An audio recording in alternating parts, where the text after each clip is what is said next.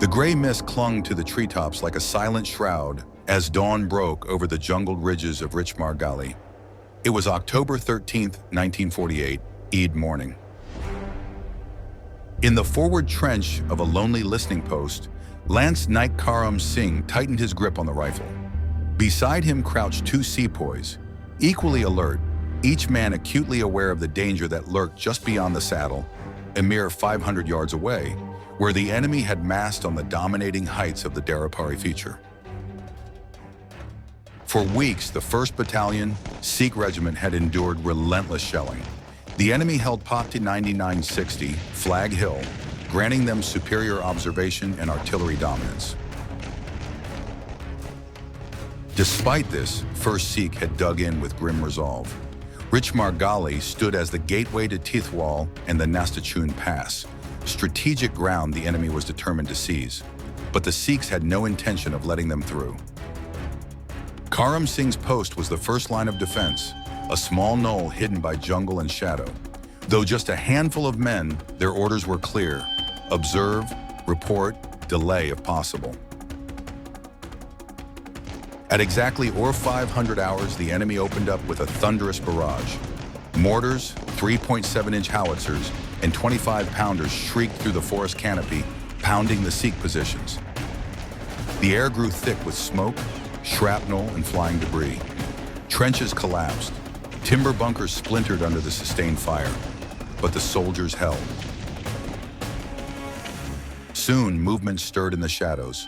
Figures emerged from the mist.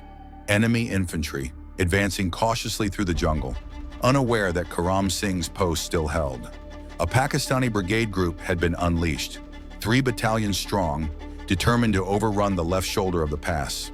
Karam Singh gave a silent nod and they opened fire. The enemy recoiled, caught by surprise. A handful of Indians held back an entire platoon. Twice more they attacked. Twice more they were repelled. Then a lull.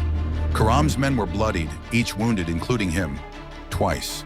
Still, they stayed. An order crackled over the wireless. Fall back.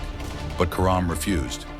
"We will hold till we cannot hold any longer," he responded. And then the final charge came. 2 enemy soldiers closed in on the trench.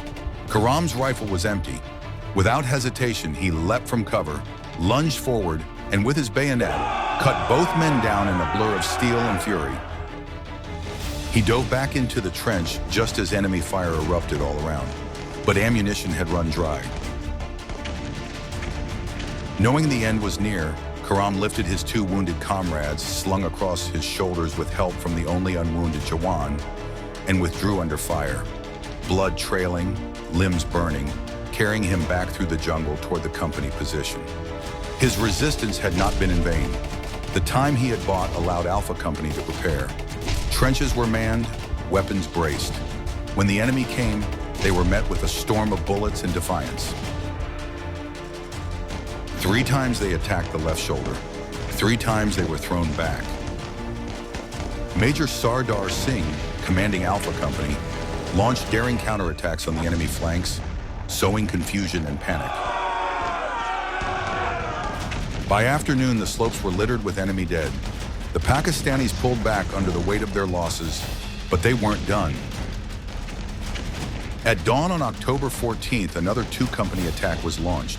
Subadar Mal Singh, the valiant hero who had taken the right shoulder months earlier, now stood on the left, urging his men on. A mortar shell exploded nearby.